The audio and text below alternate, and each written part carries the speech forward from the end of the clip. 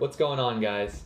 Just came back from my clinical rotation today, woke up super early, about 5 o'clock, and on my way back to my car, I was thinking about some things that are super helpful as a student doing clinical rotation. The first thing that I'm going to recommend are these Post-it notes. They're multicolored, and I use them in my drug book. A lot of students already know that whenever you go to clinical, you have to look up the drugs and any nursing implications that you might have to deal with. So you can use these little Post-it flags and go ahead, pre-mark out where your drugs are, label them, number them. Makes it really easy and a time saver when you're in the clinical setting. The second thing I'm going to recommend is this clipboard.